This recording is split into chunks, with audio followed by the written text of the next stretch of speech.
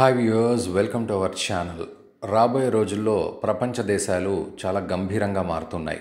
ఒక దేశం అంటే ఇంకో దేశానికి పడకుండా పోతుంది. ఒక దేశంలోని రూల్స్ ఇంకో దేశానికి సరిపడకుండా పోతున్నాయి. అసలు మానవత్వం అంటే కేవలం మనిషి చుట్టూ తిరిగే వైఫై లాంటిది, అది వేరే వాళ్ళతో సంబంధం లేదు అనే పరిస్థితికి వచ్చేస్తుంది.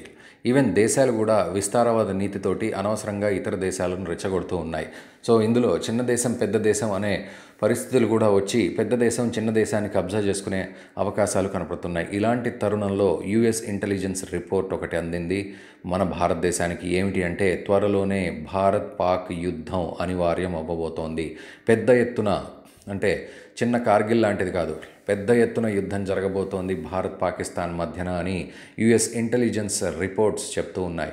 సో ఇంటెలిజెన్స్ అంటే అదేదో ఇంటెనక వాళ్లకు సంబంధించింది కాదు, అది పూర్తిగా ఇంటర్నేషనల్ లెవెల్లో రీసెర్చ్ చేసి దానికి సంబంధించిన ఇన్ఫర్మేషన్స్ సేకరించి, డేటా మొత్తం సేకరించి దాని నుంచి ఒక కంక్లూజన్కి వస్తారే తప్ప అంత ఈజీగా జరిగేది కాదు. సో వాళ్ళు వచ్చిన కంక్లూజన్ ఏంటి అంటే, రాబోయే రోజుల్లో త్వరలోనే భారత్ పాక్ మధ్య ఒక పెద్ద యుద్ధమే జరగబోతోంది.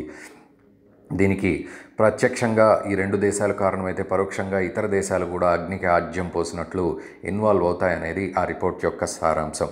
సో ఏది ఏమైనా ఇదివరకు ఎన్నో సందర్భాల్లో భారత్ పాక్ యుద్ధాలు తప్పించుకున్నప్పటికీ చిన్న చిన్న సర్జికల్ స్ట్రైక్స్ లేకపోతే ఎదురుకాల్పులు లాంటివి చేసుకున్న ముందు ఇంకా చాలా పెద్ద ఇబ్బందులు రాబోతున్నాయి అనేది యుఎస్ ఇంటెలిజెన్స్ రిపోర్ట్ చెప్తోంది.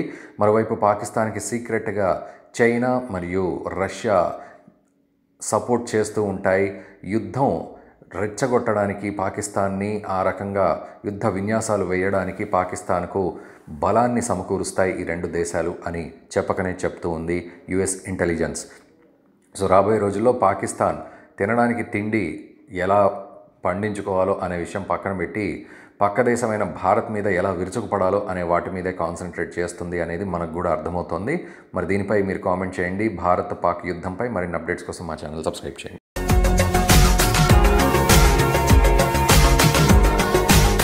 మరిన్ని అప్డేట్స్ కోసం మా ఛానల్ని సబ్స్క్రైబ్ చేయండి.